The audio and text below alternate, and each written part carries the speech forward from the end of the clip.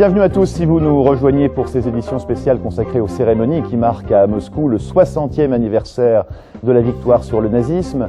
Nous avons longuement évoqué tout à l'heure la réalité de la Russie d'aujourd'hui et sa place dans le monde. Nous allons à présent nous attaquer à l'histoire et à ses prolongements. Vous savez qu'une polémique est née. Les pays baltes, par exemple, annexés après la guerre, puis occupés pendant 50 ans, réclament la reconnaissance officielle de cette occupation. Avec nous, Hélène Carrère-Dancos, historienne de la Russie et membre de l'Académie française. Son dernier ouvrage aux éditions Hachette, Catherine II, un âge d'or pour la Russie, ce qui me semble donc plus tout à fait être le cas aujourd'hui. Elena Joly, journaliste et écrivain, auteur récemment de Vaincre à tout prix, des combattants soviétiques témoignent, 1941-1945 aux éditions du Cherche-Midi. Maurice Weiss, historien et professeur à l'Institut d'études politiques de Paris. Dernier livre paru 8 mai 1945, La victoire en Europe aux éditions Complexes. D'abord, un reportage édifiant, vous allez le voir, d'Olivier Ravanello, qui sera également en ligne avec nous depuis Moscou. Il a rencontré des vétérans de l'armée soviétique qui contestent la fin de la guerre telle qu'elle est racontée dans les livres d'histoire en Russie. La gare de Bielarouskaya à Moscou est en effervescence ce matin-là. Dans le hall, tout ce que la Russie compte de héros de 1945 est rassemblé, prêt à partir pour Berlin, la ville qu'ils ont libérée 60 ans plus tôt. Ce voyage est aussi un voyage dans la mémoire de ces anciens combattants, mémoire bien mise à mal depuis la chute du communisme. La propagande soviétique n'est plus là pour réécrire l'histoire officielle et du coup, beaucoup ne savent plus à quel sein se vouer. L'histoire a changé. Dans les livres de mes petits-enfants, ils ne racontent plus la guerre comme avant. Heureusement que je suis là pour leur expliquer comment c'était. Par exemple, sur le rôle de l'armée russe dans la victoire, il y a quelques paragraphes. Mais sur les Américains, alors là, il y a plusieurs pages, c'est exagéré, c'est même faux. Pendant 40 ans, les livres scolaires soviétiques ont inculqué à des générations de Russes une histoire déformée. Les clauses secrètes du pacte germano-soviétique, l'avancée allemande jusqu'aux portes de Moscou causée par l'impréparation de l'état-major, les pertes colossales dues à des erreurs stratégiques, les 950 000 soldats exécutés par manque de discipline, tout cela a été caché, tout comme l'aide des Anglo-Américains. Pendant longtemps, on a dit que l'aide des Alliés était marginale, qu'elle représentait 4% de l'effort de guerre soviétique. C'est faux. On sait aujourd'hui que les Alliés ont fourni à l'armée rouge 50% de son gasoil, 50% de l'aluminium, du métal servant à fabriquer les blindages de chars d'assaut, et qu'ils fournissaient un peu moins de la moitié des explosifs et des munitions. En plus de ça, on n'a jamais expliqué en Russie que la chute du régime hitlérien a commencé le jour où les Alliés ont débarqué en Normandie. Hitler a été alors obligé de transférer l'essentiel de ses forces navales et de son aviation du front russe vers la Normandie, de l'Est à l'Ouest. La médiatisation de ces commémorations cache mal un malaise ici. Le sentiment faux, bien sûr, qu'en regardant l'histoire au plus près, on vole au peuple russe un peu de son courage, de son héroïsme et en fin de compte, un peu de son histoire. On va d'abord bien sûr commenter ce reportage, on l'a donc bien compris, hein, entre mensonges, propagande, réalité historique. Il y a un vrai malaise que décrivait Olivier Ravanello. Alors avant de parler de l'occupation soviétique, hein, qui nous occupera une bonne partie de cette émission, quel est le sentiment des Russes aujourd'hui vis-à-vis de ce qui s'est passé? On l'entendait à travers les différents témoignages de vétérans. Est-ce que les Russes ont une idée précise aujourd'hui de ce qui s'est passé il y a 60 ans? Hélène Carrère-Dancos. Tout dépend des générations. Je dirais que les gens qui ont vécu la Seconde Guerre mondiale, pas seulement les vétérans, les gens qui étaient enfants pendant la Seconde Guerre mondiale, c'est leur guerre. Ils savent ce qu'ont été les sacrifices des Russes, qui ont été considérables. Le prix de la guerre a été terrible. Et ils ont beaucoup de mal à accepter une certaine minimisation de la part de la Russie. Bon, l'information circule. Ils savent ce qui se dit à l'Ouest. Autrefois, ils ne le savaient pas. Ils vivaient dans un univers complètement clos, sous leur propagande, et par conséquent, ils ignoraient totalement les autres versions de la guerre, ou les autres dimensions de la guerre. Et maintenant, ils savent tout. Pour eux, c'est inacceptable. Et d'une certaine façon, je dirais que les grandes cérémonies, la grande commémoration que Vladimir Poutine organise aujourd'hui, 60e anniversaire, on pourrait s'attendre à ce que le 50e anniversaire ait été commémoré comme ça, mais on n'a pas besoin d'en faire autant. Ça tient au fait que, justement, il a besoin de répondre à cette anxiété, à cette frustration, qui se double de la frustration de la décomposition de tout l'espace post-soviétique, c'est-à-dire que l'humiliation de cette génération-là, elle est effroyable. La génération plus jeune, les gens qui ont moins de 40 ans, je vais vous dire, ce n'est pas leur guerre. Ils vivent dans un autre monde et les récits des vétérans ne les inspirent pas du tout. Il y a vraiment maintenant deux visions de la guerre. Il y a celle que une génération qui a grandi dans le système post-soviétique, ou enfin dans la décomposition du système soviétique, elle accepte l'idée que la part de l'URSS a été considérable, mais que ça n'a pas été la seule part et qu'il y a eu un prix à payer. Et notamment, on y viendra, la rancœur des États baltes, les pays qui ont été occupés. Je veux dire que ce qui se passe aujourd'hui dans tout l'espace post-soviétique, cette composition d'une communauté des États indépendants qui est la nouvelle, le Guam, qui est l'opposé, qui est contre l'URSS, pour la jeune génération, d'une certaine façon, c'est logique. Pour la vieille génération, c'est le prix qu'on paye à une victoire qu'on n'a pas su exploiter. Vous voulez dire, si je vous comprends bien, que Vladimir Poutine insiste aujourd'hui sur la victoire contre le nazisme? Absolument. Il a besoin parce que précisément, il y a une partie de sa population qui n'accepte ni une certaine minimisation du passé, ni ce qui se passe aujourd'hui, et qui considère que ce que la Russie devrait être, c'est la grande Russie. Et c'est pas par hasard que Vladimir Poutine a dit le 25 avril que la plus grande catastrophe géopolitique, c'était la décomposition de l'URSS. Alors Elena Joly, on a entendu des témoignages tout à l'heure. Votre livre est rempli de témoignages, c'est un énorme travail. Je voudrais dire quelque chose à propos de la version de l'Est, d'accord? Après 45 années de la guerre froide et 15 années de la paix froide, on peut dire, il y a deux versions qui se sont formées. Et la première victime de cette guerre froide, en fait, c'était la vérité. Et cette vérité, elle est racontée de façon différente par la version qui est à l'Est et par la version qui est à l'Ouest. Et je pense que moi et tous les témoins qui sont dans mon livre, et ce sont des gens très très différents, qui ont des opinions politiques très différentes aussi, qui sont anti-staliniens, qui sont tous indignés de la minimisation de ce rôle de l'Union soviétique dans la guerre. Parce que si le fascisme a été vaincu, c'était grâce aux Russes. Et il me semble que ce jour-là, il faut le dire franchement, c'est au port de Moscou que Hitler a été arrêté pour la première fois dans cette guerre. Alors, avant de prolonger le débat avec Maurice Vest qui va intervenir, je voudrais qu'on joigne Olivier Ravanello à Moscou. Là, on est dans la célébration. Hélène Carrère-Dancos nous disait à l'instant, Poutine a voulu célébrer la victoire. C'est ce que vous avez ressenti sur place et comment cela s'est-il traduit? Oui, je suis tout à fait d'accord avec ce qu'a dit Hélène Carrère-Dancos, qui connaît l'âme russe mieux que personne et qui a très bien résumé ce qui se passe ici.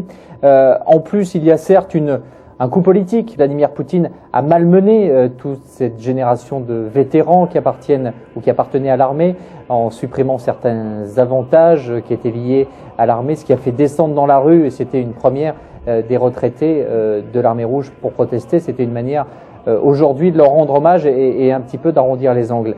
Néanmoins, il y a en effet une fracture générationnelle. La toute jeune génération, ceux qui ont 20-25 ans, ne sont pas dans Moscou aujourd'hui, ne sont pas très passionnés par ce qui peut se passer. C'est une nouvelle Russie qui est en train d'être en ébullition devant leurs yeux en permanence, et c'est ça qui les fascine et qui les attire. Mais il est vrai que ici, on en revient toujours au même argumentaire qui est le nombre de victimes, 20 millions de morts durant cette guerre. C'est un prix que les Russes et les Soviétiques ont payé, et ils continuent à juger l'effort de guerre à cette aune-là. C'est-à-dire que pour eux, le pays qui a donné le plus de ses enfants, de ses hommes et de ses femmes, est celui qui a le plus fait pencher la balance pour faire tomber le nazisme. Et que les pertes américaines soient beaucoup moins importantes est à leurs yeux le signe que l'effort de guerre américain a été moins important. Et on ne s'interroge pas sur les raisons de l'ampleur de ces pertes. Pourquoi ont-elles été si grandes? Personne ne remet trop en cause les erreurs stratégiques des différents généraux, l'impréparation, la manière dont Staline envisageait sûrement d'attaquer l'Allemagne et qui n'avait pas du tout une stratégie de défense. Ensuite, il y a eu toute une manière de compenser le manque de matériel, le manque d'organisation, en envoyant des quantités et des quantités d'hommes au front, de la chair à canon, et qui a fini par payer. Mais tout cela est simplement résumé par 20 millions de morts, et pas seulement par... s'il y a eu 20 millions de morts, c'est peut-être aussi parce qu'il y a eu d'énormes erreurs stratégiques, et que une armée organisée, structurée comme l'armée américaine en Russie aurait peut-être eu moins de victimes. Oui. Cela, c'est quelque chose, c'est une réflexion qui n'est pas ouverte. Il n'y a pas eu d'inventaire, d'études de toute cette période ici. On vit encore sur beaucoup de mythes, et lorsqu'on les bat en brèche, ben forcément ça fait mal. Et effectivement, il y a incertitude sur le nombre même de victimes. Hein. On a, au temps de Staline, évoqué 17, il a dit non c'est trop, on va dire 7 millions, et c'est Mikhaïl Gorbatchev qui le premier a cité ce chiffre de 27 millions de soviétiques tués durant la Deuxième Guerre mondiale, que l'on voit d'ailleurs à l'antenne. Maurice Weiss, Vladimir Poutine se sert-il de ce passé pour servir ses intentions, sa politique aujourd'hui ? Je crois que ça va de soi que les dirigeants politiques se servent des commémorations pour faire reluire leur politique ou donner plus d'importance à certaines catégories de la population. Comme le disait tout à l'heure Hélène Karamzanko, c'est vrai qu'il y a d'une certaine façon une volonté de compensation à l'égard d'une catégorie de la population qui a été un peu maltraitée au cours de ces dernières années. Oui, c'est la première fois qu'on voit ces vétérans en si bonne position, en tout cas, hein, autant mis en valeur. Hein. Oui, sans aucun doute. Cela étant dit, ça fait quand même partie du genre commémoratif, n'est-ce pas? Ça se passait il y a 10 ans, ça se passait il y a 20 ans. Je crois que le retentissement donné à ces commémorations de 1995 est très, très impressionnant et qu'il y a probablement à rechercher la raison dans la politique intérieure aussi. Oui, Hélène Karamzanko. Oui, alors moi je voudrais dire quelque chose. Je voudrais revenir sur le thème de la vérité, si vous permettez, parce que c'est lié à l'ampleur des pertes. C'est vrai qu'il y a une version officielle que la Russie a héritée de l'Union soviétique, c'est-à-dire cette Russie qui a accompli l'effort maximal de guerre. Et c'est la vérité d'ailleurs. Mais pourquoi avait-elle à l'accomplir? Il est clair qu'il y a tout de même eu, il y a un silence de mort sur l'impréparation de la guerre par Staline, sur sa naïveté en face d'Hitler, sur la façon dont le peuple avait été traité par lui, ce qui explique que les troupes allemandes aient pu arriver au cœur de l'Ukraine, accueillis par des Ukrainiens avec des fleurs, parce que tout simplement, pour les Ukrainiens, c'était la libération. Et puis après, ils se sont tous soulevés et ils sont entrés dans la résistance. Mais ce que je veux dire, c'est que le silence n'est jamais total. Déjà, au temps de l'Union soviétique, dans les années 70, des historiens se sont attaqués au problème. Des ouvrages ont été publiés et les gens ont été sanctionnés, ils ont dû partir. Hein. Nekrich, qui est un grand historien soviétique, qui est mort maintenant aux États-Unis, a écrit un livre complètement sur le 22 juin 1941 pour démontrer précisément la responsabilité de Staline dans cette masse immense de prisonniers, dans les populations qui ont été livrées par son impréparation aux troupes allemandes. Et c'est vrai que maintenant aussi, et je voudrais qu'on y revienne tout à l'heure, les historiens russes essayent de sortir à la fin la question des Baltes, la question de la Pologne, c'est-à-dire de sortir avec leurs collègues des pays d'Europe de l'Est et des pays baltes la vérité historique complètement, de parler des responsabilités soviétiques et de dire ce que la victoire de 1945 a été le début de l'oppression pour une série de peuples. Alors, l'impréparation, ces soldats qui apprennent à se battre quasiment sur le terrain, vous le racontez à travers les témoignages. Ce qui frappe, je voulais le dire tout à l'heure, c'est la lucidité de ces témoins. Ça veut dire simplement qu'ils peuvent parler aujourd'hui et qu'ils n'ont pas pu le faire pendant 50 ans. Oui, je pense que justement les témoignages aujourd'hui sont très importants parce que l'histoire s'effrite, s'éloigne et risque de plus en plus d'être déformée. Et les gens qui m'ont parlé aujourd'hui, ils le font avec une sincérité incroyable, avec un franc-parler, une lucidité, la précision très exacte dans leurs souvenirs. Et ils parlent ouvertement, enfin, de cette impréparation pour la guerre, des bataillons disciplinaires, des crimes de Staline. Et des crimes à l'intérieur de l'armée soviétique elle-même, hein, bien sûr. Hein. Des crimes à l'intérieur de l'Union soviétique, disons, des purges, du fait que Staline a décimé l'armée carrément. Donc la question reste ouverte, même en Union soviétique, en Russie, je veux dire. Est-ce que la guerre était gagnée grâce à Staline ou malgré lui? Alors, Maurice Weiss, est-ce que la Russie d'aujourd'hui est prête à entendre ces vérités? Je n'en sais rien. Je ne suis pas du tout compétent pour en parler. Je dirais tout simplement que les historiens, l'histoire se fait peu à peu à travers une série de vérités successives et c'est certainement un des mérites de l'histoire et des historiens que de savoir reconnaître que les vérités qu'ils avaient énoncées étaient des vérités limitées ou tronquées. On en reparle dans la seconde partie de cette émission, avec notamment les rapports aujourd'hui de la Russie et de ses voisins qui ont participé bien évidemment à la fois à la guerre et puis bien contre eux à l'occupation ensuite. Ce sera après le journal sur LCI, à tout de suite.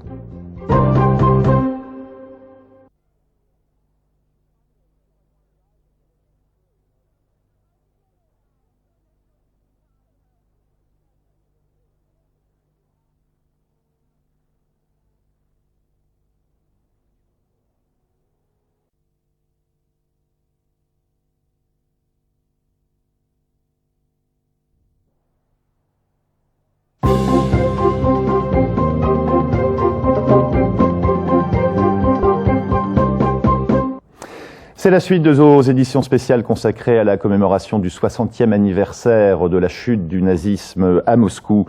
Aujourd'hui, pour en parler avec nous, Hélène Carrère d'Encausse, historienne de la Russie et membre de l'Académie française. Elena Joly, journaliste, écrivain, auteur de ce livre « Vaincre à tout prix », c'est aux éditions du Cherche Midi, témoignage de soviétiques à l'époque sur la guerre.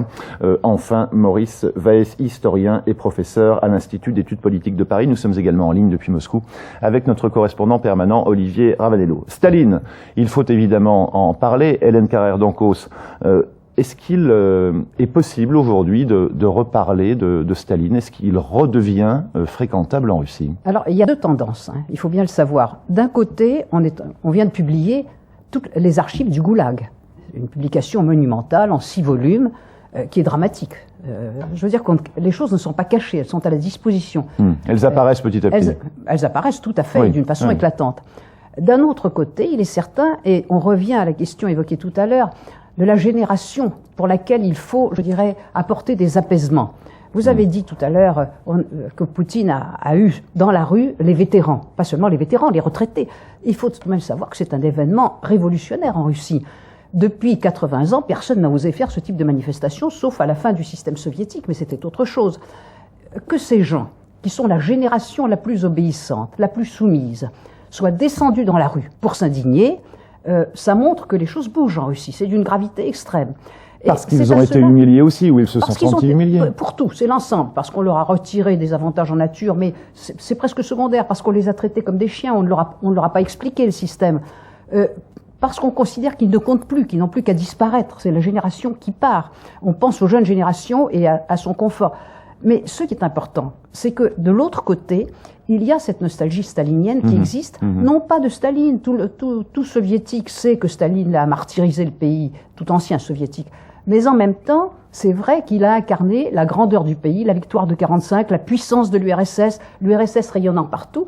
Et le résultat, c'est qu'on a aujourd'hui des débats extraordinaires. Il y a le débat sur Volgograd, l'ancien Stalingrad. Il y a un débat, doit-on ou non lui rendre le nom de Poutine a dit non, Poutine a dit non apparemment. Il a dit non, mais il n'empêche que la pression est considérable.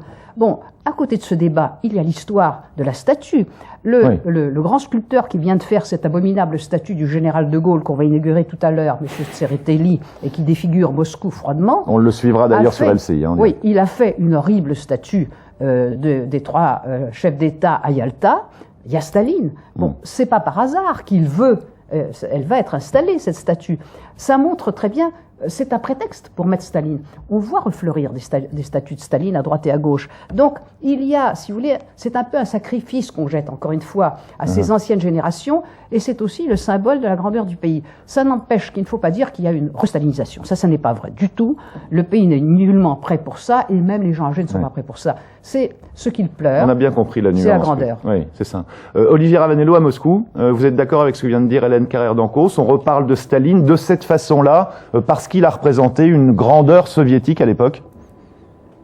Oui, et aussi parce que toute cette génération a l'impression qu'on est en train de piétiner son histoire, de lui voler son mythe, de lui voler son engagement, son courage, le prix du sang que toute cette génération a pu payer, et que lorsque l'on commence à gratter l'histoire, à regarder plus précisément ce qu'il s'est passé, bien évidemment le rôle de l'Armée rouge n'est pas aussi propre et aussi clair que ce que l'on a pu dire et propager pendant des années en Union soviétique, et cette manière de s'interroger sur son histoire est quelque chose qui est d'autant plus déstabilisant pour ces vétérans qu'ils n'ont rien d'autre que leur place dans la société est en train de disparaître, qu'économiquement ils ne sont plus rien, que l'armée russe n'a plus le prestige qu'elle pouvait avoir auparavant. Aujourd'hui, s'engager dans l'armée, c'est être sûr de mener une vie proche de la pauvreté, sans même être respecté par cette nouvelle génération, dont la seule aune à laquelle on juge la réussite, c'est l'argent, c'est la réussite économique. Ça n'est plus comme auparavant le fait de servir son pays.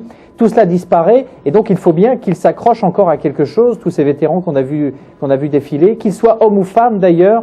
On l'a peut-être pas assez souligné. Vous avez vu la quantité de femmes qui étaient dans les camions qui ont défilé sur la place rouge. Elles n'étaient pas toutes infirmières. L'effort de guerre russe a été complètement mixte. Il y avait beaucoup de femmes qui portaient les armes et qui ont laissé leur vie. Et ça aussi, ce sont des souvenirs pour leurs enfants qui ont vu partir leur maman et leur papa aussi, qui ont dû se débrouiller entre eux. C'est plusieurs générations qui ont été marquées par cette guerre et qui comprennent difficilement que l'on essaye un petit peu de s'interroger sur cette histoire. Alors, Maurice Weiss, sur ce point. Oui, moi je n'aurais pas la prétention de parler de l'actualité russe que je ne connais pas. En revanche, concernant Staline, je voudrais dire que il faut se garder de jeter la pierre uniquement à l'Union soviétique. Il faut bien savoir que dans les mois ou les années qui suivent la fin de la guerre, c'est l'image de l'Union soviétique qui est l'image la plus positive.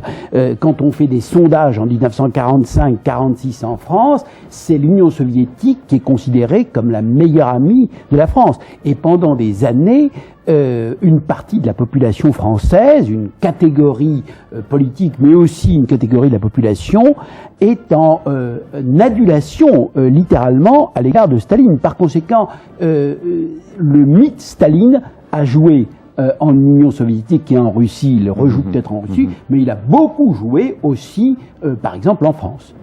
On nous resserre le mythe de Staline aujourd'hui, Hélène Carrère-Doncos. Non, aujourd'hui, on ne nous resserre pas vraiment le mythe de Staline. Maintenant, il apparaît comme un épouvantail. On parle de restalinisation. C'est tous les jugements qu'on porte sur la Russie, et principalement en France, évoquent, je dirais, des tentations staliniennes. Et c'est là que je crois qu'il faut savoir raison garder. On ne peut pas dire n'importe quoi. Vladimir Poutine n'est pas du tout un apprenti de Staline, et ce n'est pas un admirateur de Staline. Il appartient à une génération... mais il a peut-être besoin d'être un dirigeant autoritaire aujourd'hui. Il pense, et pendant 4 ans, il l'a démontré, qu'il faut remettre de l'ordre dans le pays, qu'il faut reconstruire le pays, d'autant plus qu'il a hérité d'une situation qui semblait claire il y a 4 ans. Quand il arrive, il y avait un espace post-soviétique, et puis tout ça lui glisse dans les mains en ce moment. On peut dire qu'il joue de malchance, et tout cela, la société le lui reproche. C'est l'ensemble, je dirais, du désastre, du bilan de désastre que fait la société. C'est pour ça qu'elle a besoin aujourd'hui d'un moment de fierté. Alors on va parler de la Russie d'aujourd'hui, ex-Union soviétique, par rapport aux autres pays de la région, c'est important. Elena Joly, je cite l'un des témoignages dans votre livre, c'est donc un soldat soviétique. Nous ne pouvions nous mettre à couvert nulle part car toutes les portes et les fenêtres des maisons nous étaient fermées. Là, c'est en Pologne. Par contre, elles étaient grandes ouvertes quand l'armée polonaise est entrée dans la ville. On sent à travers ces témoignages que les soldats soviétiques se rendaient bien compte qu'ils n'étaient pas bienvenus partout. Oui, mais le même Todorovsky, donc un grand metteur en scène, un classique du cinéma russe, raconte comment ils étaient accueillis en Roumanie, en Tchécoslovaquie, comment les gens ont fêté l'arrivée de l'armée rouge. Ils ne savaient pas encore ce que va instaurer Staline après le 9 mai, après la victoire. Je voudrais revenir aussi sur la vérité, excusez-moi, lourdement revenir sur cette vérité et demander à Hélène Carrère-Doncos s'il trouve juste que les écoliers français ne savent même pas que les Russes étaient les vainqueurs de cette guerre. J'ai demandé à beaucoup d'écoliers, de lycéens, qui étaient les vainqueurs de cette guerre. Et la réponse c'était des Américains, des Anglais, après une petite hésitation, des Français, et qui d'autre? Rien. Alors, je vais dire à Hélène Joly d'abord quelque chose de consternant que Maurice Weiss ne démentira pas. Les écoliers français apprennent de moins en moins bien l'histoire. C'est une de nos grandes tristesses. Et la vérité, j'ai passé la journée d'hier à expliquer l'histoire de la Seconde Guerre mondiale et de la guerre froide à l'un de mes petits-fils. La vérité, c'est que justement, ils l'apprennent, vous avez tout à fait raison, d'une façon tout à fait élémentaire. L'entrée en guerre des États-Unis compte beaucoup, c'est tout à fait exact. Le front de l'Est est un peu secondaire. Et par exemple, c'est moi qui ai dit à mon petit-fils, il m'a dit c'est le jour de la victoire, le 8 mai. J'ai dit mais pour les Russes, c'est le 9 mai. Et j'ai dû lui expliquer pourquoi il y avait une différence de date, pourquoi les Russes considéraient... Expliquez-nous là. Eh bien parce que la reddition, ils ont su la reddition allemande le 9 mai, eux. C'était pas pour se démarquer des autres alliés. Voilà, parce que c'était à minuit. Oui, pour les Russes, c'est 2 heures du matin. Si vous permettez, je pourrais dire un petit mot sur la question. Le point important, c'est que les Allemands n'avaient absolument pas le souhait de tomber du côté des Soviétiques. Et qu'ils ont tout fait pour tomber du côté des Occidentaux, et c'est pour cela qu'ils ont essayé de signer des capitulations partielles, d'abord en Italie du Nord, ensuite dans le nord de l'Europe, et puis il a bien fallu, parce que le général Eisenhower insistait, que le général Jodl, chef d'état-major général de l'armée allemande, vienne à Reims, à son PC, signer la capitulation. C'était dans la nuit du 6 au 7 mai à 2h41 du matin où les Allemands ont signé la capitulation. Mais Eisenhower, qui était quelqu'un d'extrêmement précis, méthodique et qui ne voulait pas du tout avoir de reproches du côté du commandement soviétique, a fait introduire un article dans le texte qui a été signé à Reims disant qu'il y aurait sans doute un autre acte de capitulation qui pourrait être signé à Berlin. En effet, Staline était furieux que la capitulation allemande ait été signée auprès du commandement occidental et non pas auprès du commandement soviétique qui, selon lui, avait porté l'essentiel du poids de la guerre. Et c'est pour cela que dans la nuit du 8 au 9 mai, il y a eu une nouvelle signature de l'acte de capitulation dans le PC du général Zhukov, et là c'était à Berlin avec une importance symbolique extraordinaire puisque c'était la capitale du Reich vaincu. Oui. Alors, est-ce que je voudrais juste ajouter quelque chose. Oui. Une des obsessions de Staline et aussi une des obsessions de Hitler, ça a été l'idée d'une paix séparée entre les Allemands et les Anglo-Américains. Staline a toujours craint qu'on lui fasse un mauvais coup in extremis, et Hitler a toujours espéré, ces généraux ont espéré qu'ils arriveraient à traiter à l'Ouest.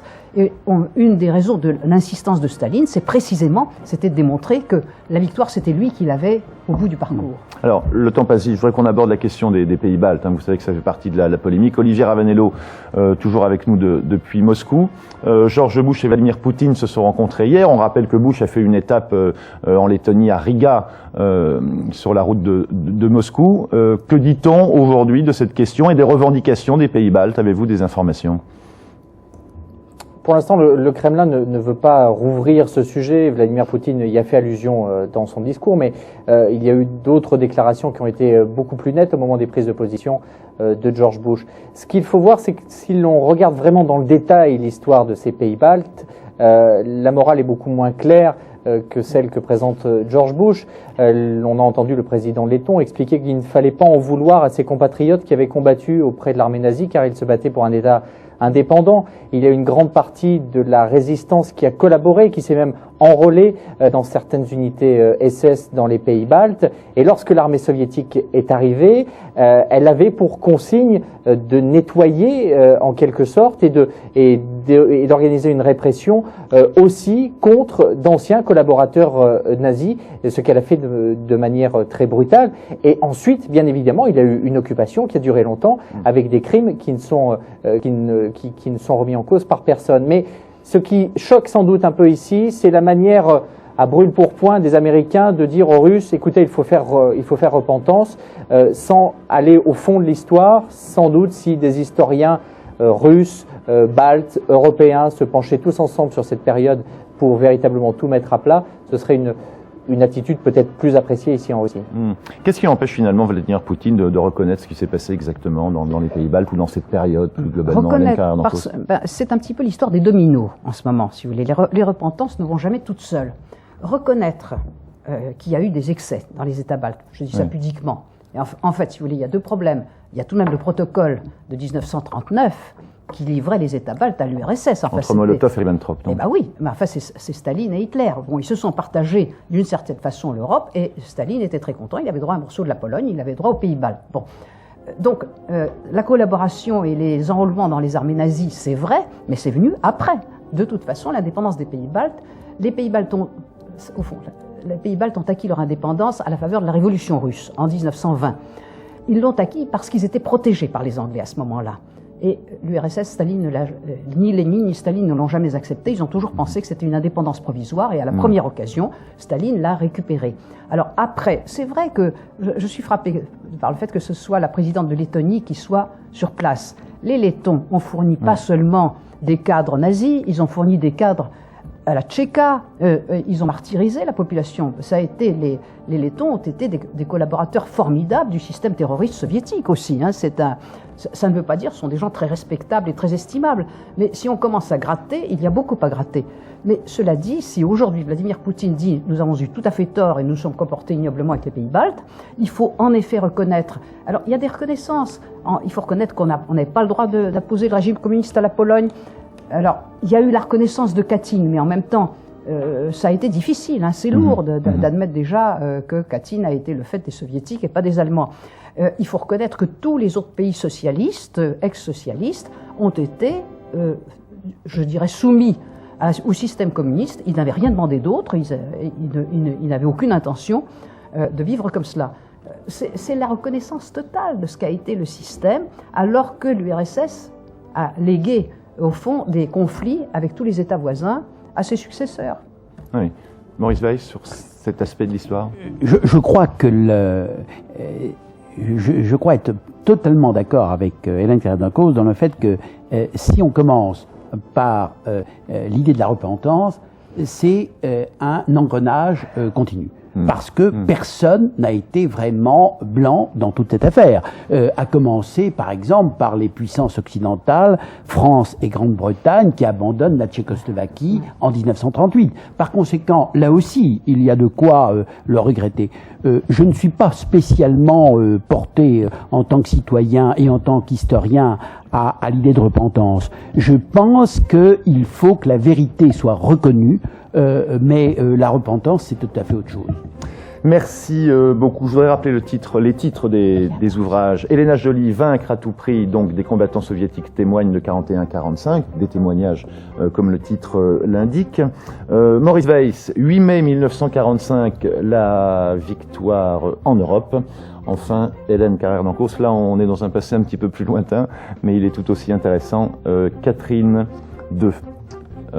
Et une époque, hein, c'est le sous-titre du livre je crois, où la Russie connaissait une grandeur bien évidemment. Où elle a constitué l'essentiel de son empire. Qui est encore à reconstruire. Merci beaucoup à Olivier Ravanello également en duplex avec nous depuis Moscou. Le journal tout de suite, c'est sur LCI.